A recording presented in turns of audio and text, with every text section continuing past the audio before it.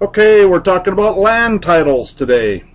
There seems to be a lot of interest in land titles. My other videos that talk about land titles have got a lot of hits, and so we're going to go into this quite a bit more. This is going to be a bit lengthy, but not as long as some, and but it will go into a lot more detail.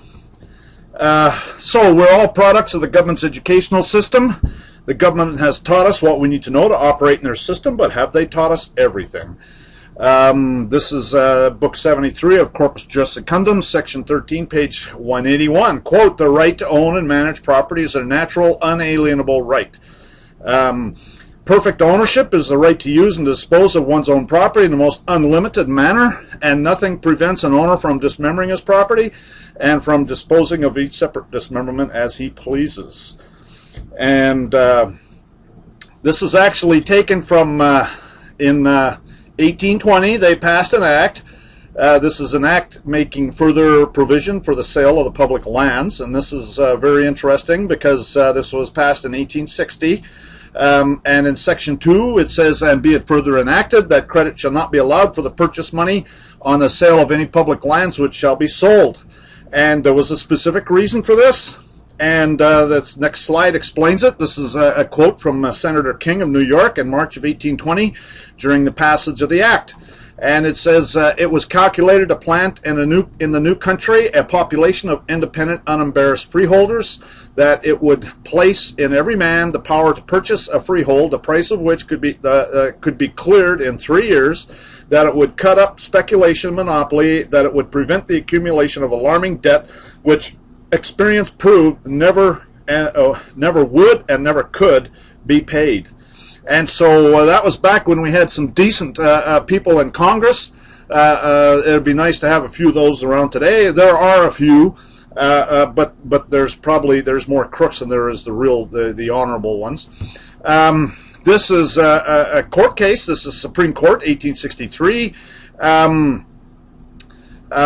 "We are then to regard the revolution of these acts of assembly as emancipating every acre of the soil of Pennsylvania from the grand characteristic of the feudal system, even as to the lands held by the proprietaries themselves. They held them as other citizens did under the Commonwealth, and that by a title purely allodial. All our lands are held immediately or immediately of the state by the titles purged of all the rubbish of the Dark Ages, excepting only the feudal names of things not any longer feudal." And he goes on and says, "Under the acts of the assembly I have alluded to, the state became the proprietor of all lands, but instead of giving them like a feudal lord to an enslaved tenantry, she has sold them for the best price she could get, and conferred on the purchaser the same absolute estate she held herself. And these have been reserved as everything else has been granted by contract."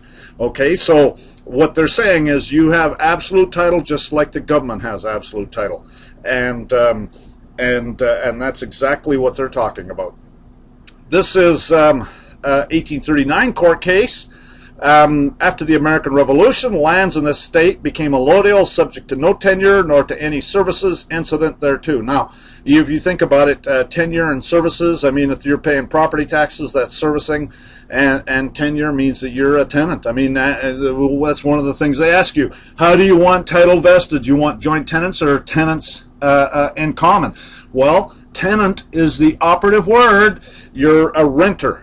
And so it's all a feudal system these days, but it doesn't have to be. And once you understand how to do it, it's not that difficult, although every county is going to be a little different, and because there's varying degrees of corruption. This is actually that same court case. Yes, no, it's actually a different one. 1837. "From what source does the title to the land derive from a government spring? In arbitrary governments, from the supreme head, be he the emperor, king, or potentate, or by whatever name he is known.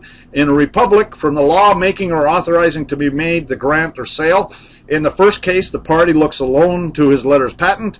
In the second, to the law, and the evidence of the acts necessary to be done under the law, to a perfection of his grant, donation, or purchase. The law alone must be the foundation from whence the authority is drawn, and there can be no other source." Okay, so Do you live in the republic or do you live in the democracy?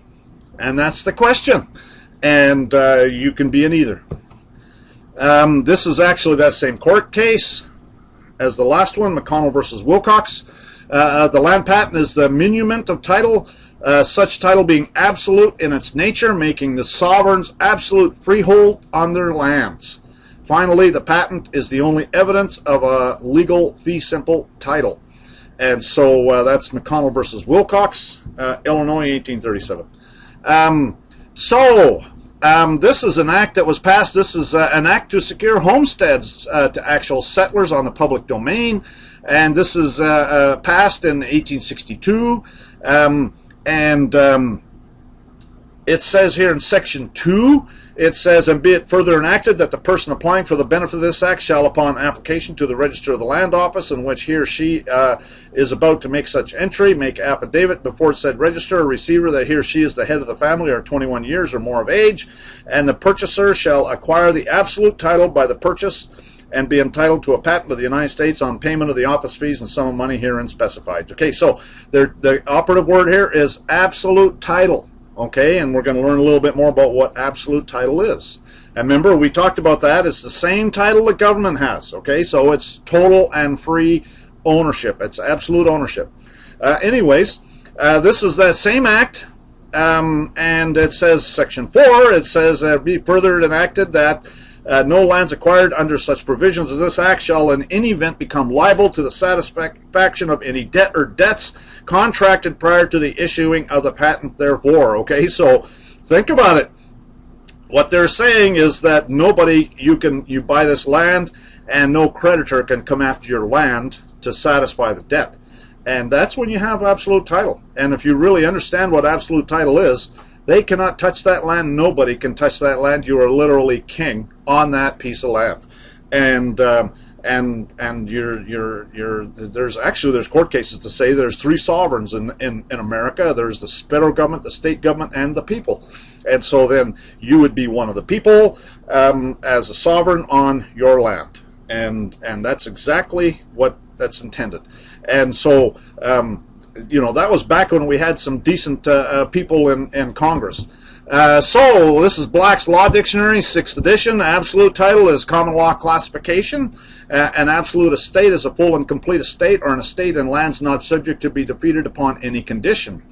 Well, and think about it. If they're getting property taxes, then what do? If you don't pay the property taxes, they sell the land out from underneath you. Okay, that's what they do to tenants. It's actually called an unlawful detainder action. And that's for tenants. Allodial is free, not holding of any lord or superior, owned without obligation of vassalage or fealty, the opposite of feudal. Allodium is land held absolutely in one's own right and not of any lord or superior, land not subject to feudal duties or burdens, an estate held by absolute ownership without recognizing any superior to whom any duty is due on account thereof. And so that's an allodium, okay? And so again, if you're paying property taxes, that's a duty, okay? And that's actually a feudal duty. It's a duty. It's absolutely. Allodium estates. This is Bouvier's Law Dictionary, 1856 edition. Signifies an absolute estate of inheritance in contradistinction to a feud. Okay, so there's either one or the other. Okay, there's nothing in between. Allodial, this is Black's Law Dictionary, 5th edition, free, not holding of any lord or superior, owned without obligation or vassalage or fealty, opposite of feudal. Okay, here they're talking about vassals. So people that are paying property taxes are vassals. Okay, allodium, land held absolutely in one's own right and not of any lord or superior, land not subject to feudal duties or burdens, an estate held by absolute ownership without recognizing any superior to whom any duty is due on account thereof. Absolute title, this is Black's Law Dictionary, 5th edition again. As applied to the land, an exclusive title. Okay, there's another word that we need to look at, or at least a title which excludes all others not compatible with it. An absolute title of land cannot exist at the same time in different persons or in different governments. That's Black's Law Dictionary, 5th edition. Exclusive right. An exclusive right is one which only the grantee thereof can exercise and from which all others are prohibited and or shut out. That's Black's Law Dictionary, 5th edition.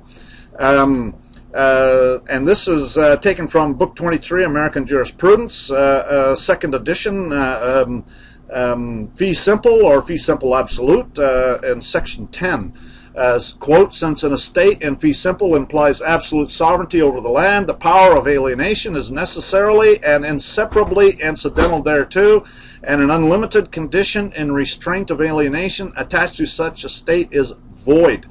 So let's analyze that a little bit. Since an estate in fee simple implies absolute sovereignty over the land, the power of alienation is necessarily and inseparably incidental thereto. Okay, so you have a complete control over alienation and an unlimited condition in restraint of alienation. So in other words, if someone tries to alienate it for you, it's void.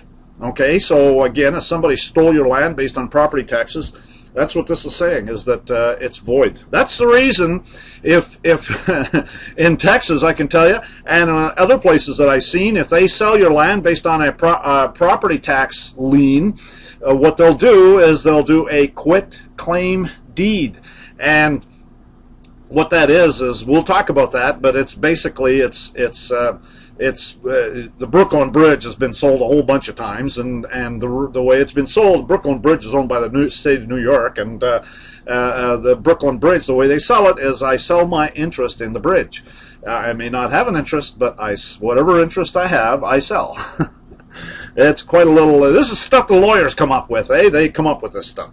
Anyway, so property taxes in America were started in 1861 under Chapter looks like 45, an act to provide increased revenue for imports. Yeah, get a load of that, eh? To pay interest on the public debt and for other purposes. And it's actually a direct tax. And it's in the 37th Congress, 1861. And we'll go into some of the text of that act. Here's one part of it. It says, be it further enacted that for the purpose of assessing the above tax and collecting the same, the President of the United States be and is hereby authorized to divide respectively states and territories, United States and the District of Columbia into convenient collection districts, and to nominate and by and with advice of the Senate to appoint an assessor and a collector for each such district, who shall be freeholders and residents within the same. Okay, so that's where the assessor and collector came from, the tax assessor.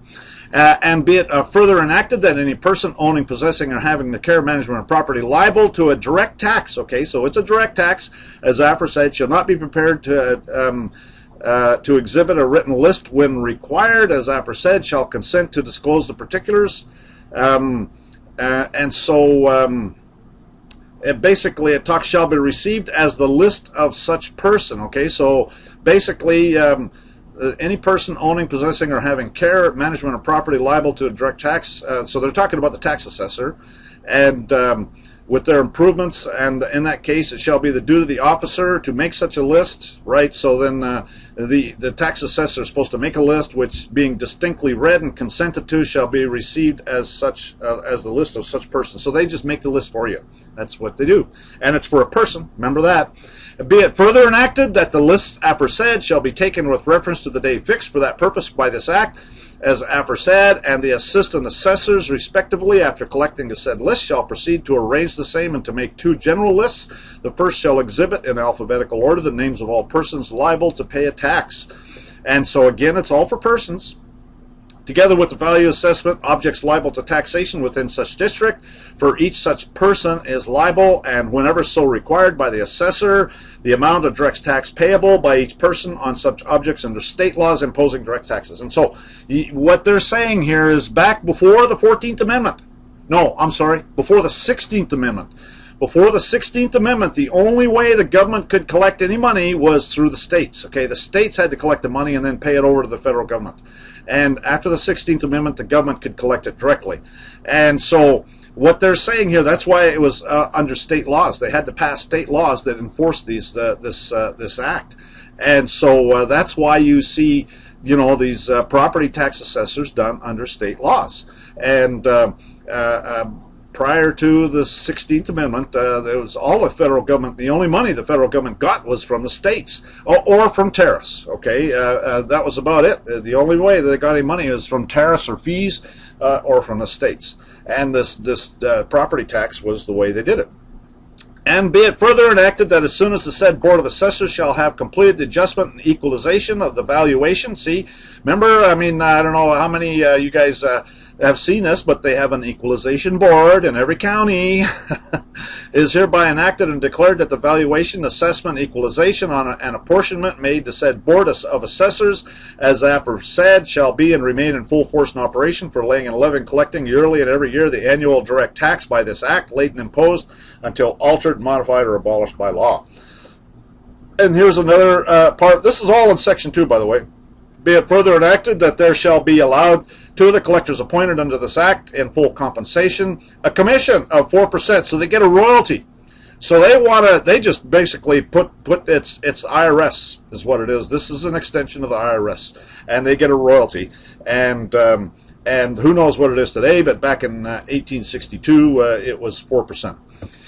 Be it further enacted that each and every collector as deputy shall exercise or be guilty of any extortion or oppression under color of this act, shall be liable. Okay, so again, this is part of where Title 18 United States Code Section 241 and 242 came from, because it talks about violating your rights under the color of law. And so then this is in 1871.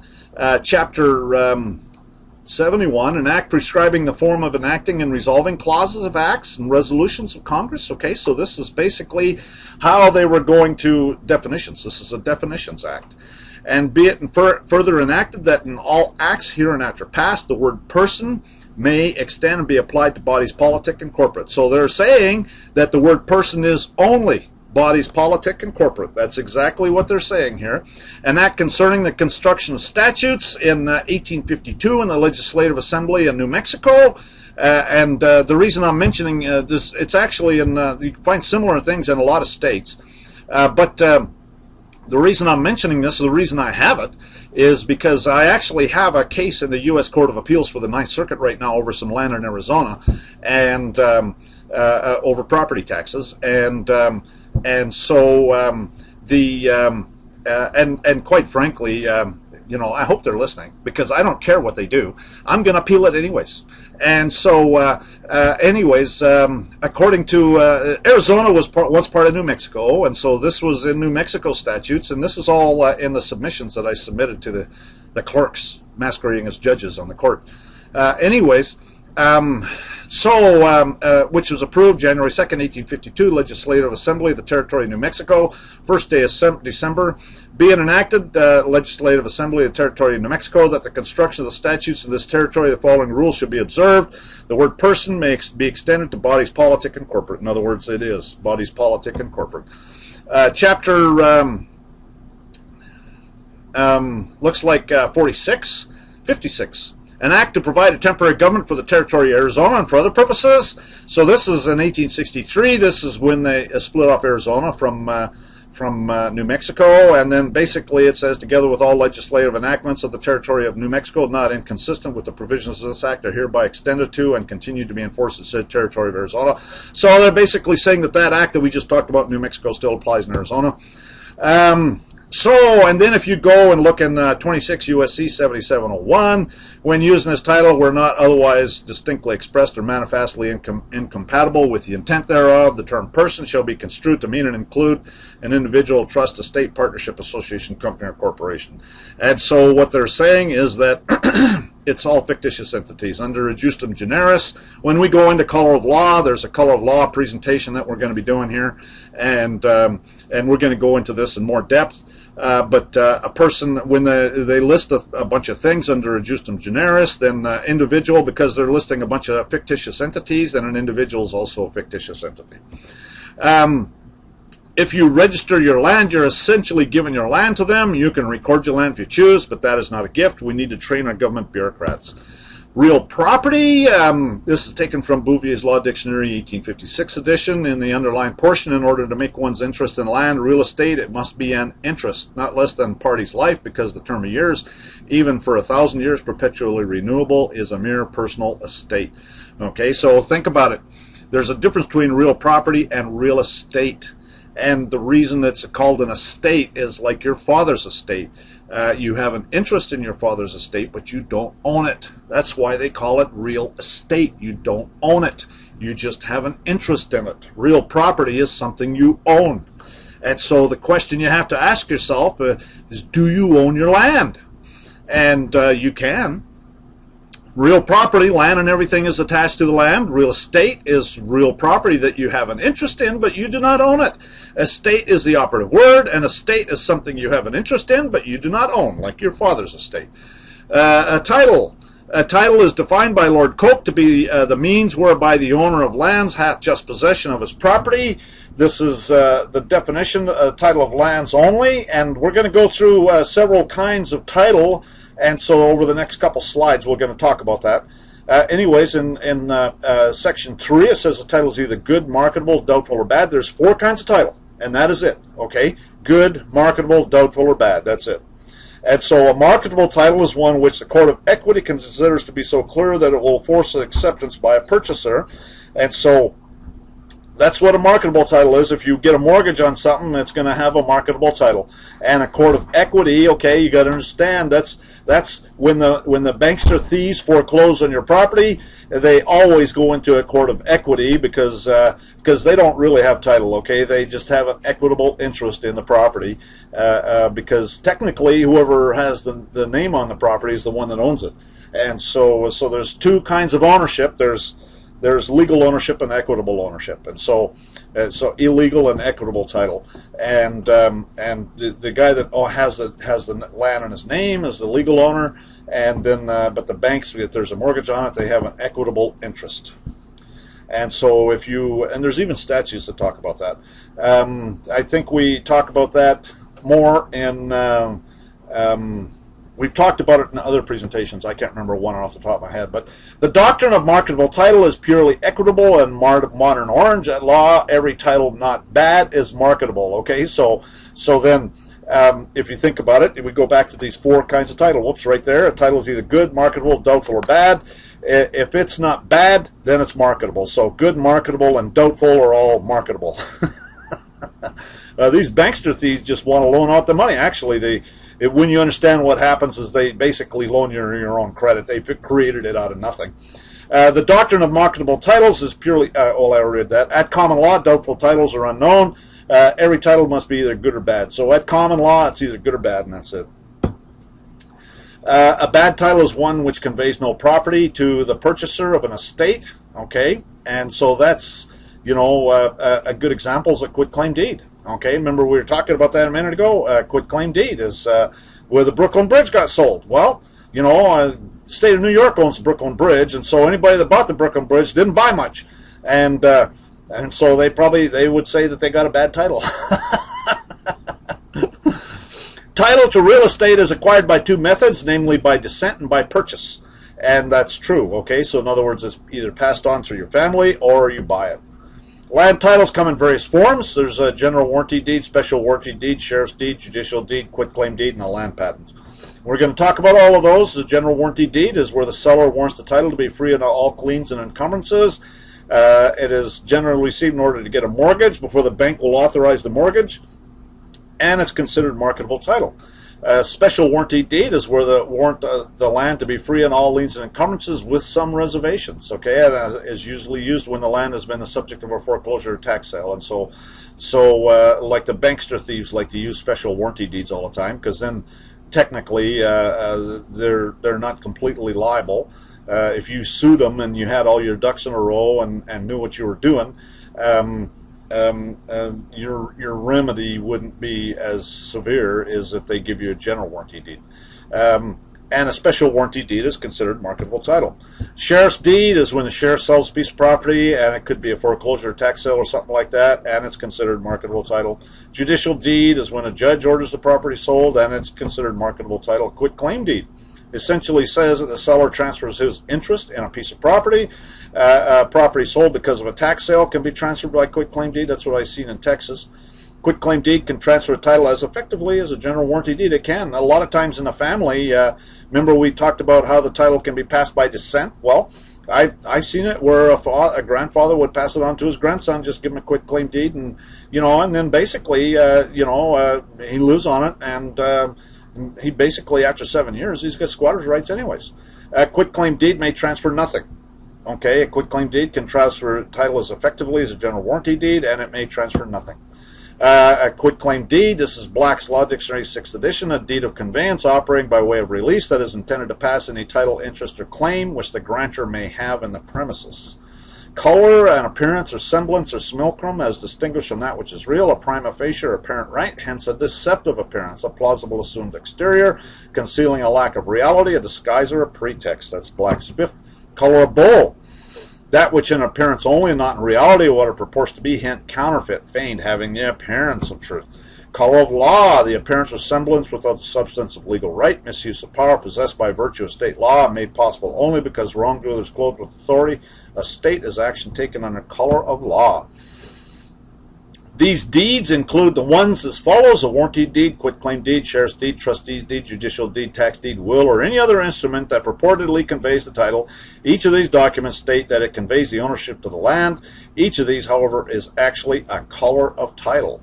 And that's taken from Title to Real Property, Preparation and Examination of Abstracts, Chapter 3, Section 73, page 93, and it was in 1919. So anyways, all of those are color of title.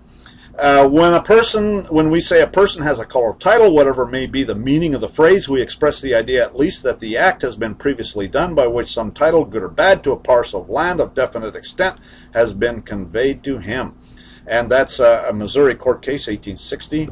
There, the complainant seems to have relied upon the tax deed as conveying to him the fee, and to sustain such a bill, it was incumbent to him of him to show that all the requirements of the law had been complied with. Okay, so think about it. What the court is saying here is that, first of all, when you get any kind of deed, it's a color of title, and it's always caveat emptor, right? That's buyer beware. And so when you go and pay that, he paid a tax deed, and Hulls versus Bunton, okay, Hulls probably was the guy that owned the land, and he understood the law, and so then the tax assessor basically sold the land out under Hulls, and Bunton's the guy that bought it, or thought he bought it, and this is the court case, and the judge is saying that Bunton bought nothing. That's exactly what he said. The incumbent, it says incumbent, to sustain such a bill, it was incumbent upon him to show that all the requirements of the law had been complied with. Obviously, he's saying that he hadn't shown it. And so, whenever I buy land, that's one of the first things I ask them, is this the subject of a tax sale or foreclosure? Because I want nothing to do with it. They stole that land. Clipping, this is another court case, Climmings versus Dolan.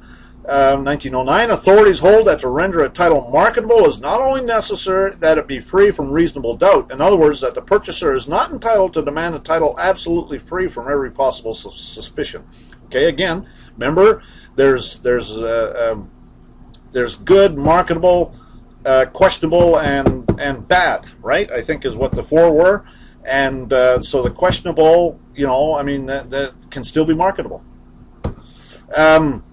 A patent to land issued by the United States under authority of law is the highest evidence of title, something upon which its holder can rely for peace and security for his possession. It is conclusive evidence of title against the United States and all the world.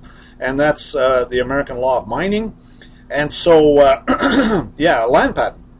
Nothing but a patent passes a perfect and consummate title. A patent issued by the government of the United States is legal and conclusive evidence of title to the land described therein. No equitable interest, however strong, to land described in such a patent can prevail at law against the patent member. It's talking about that in that 1862 Act, right? It said basically that nobody can come after the owner based on for anything, for any debt. Okay, so that's an equitable interest. Any kind of debt is equity. That's all equity. And so any kind of debt, if you bring forward your land patent, technically, you know, if we didn't have a bunch of bankster thieves, the government's owned and operated by the bankster thieves, technically what you could do is bring forward the land patent on your land, and it wouldn't matter about the mortgage. You know, the mortgage would technically be on the house, so they could come and take the house, but they better get it off my land here in 30 days. But the reality is something completely different. And so so what I don't even try doing. Well, I still bring forward a land patent, but you know, to try and sue them in court and all the rest of it, you know, your chances are slim to best, unless you know, because they're all courts of equity, and they prejudge it. They're actually clerks, okay, and they're working for the bankster thieves, and so you know, it's really difficult to get a decent remedy against these bankster thieves, and so you know, I don't, you know, go that way. But you can certainly cloud that title. If you bring forward a land patent, you can cloud that title in a major way. Matter of fact, in Texas here, there's some kind of recorders that if you try and do that stuff, they won't even record it. And that tells me that it's really powerful. And so, because they're prepared to perjure their oath to help the bankster thieves, okay? And so again, we need to administer these counter recorders and bring them to justice.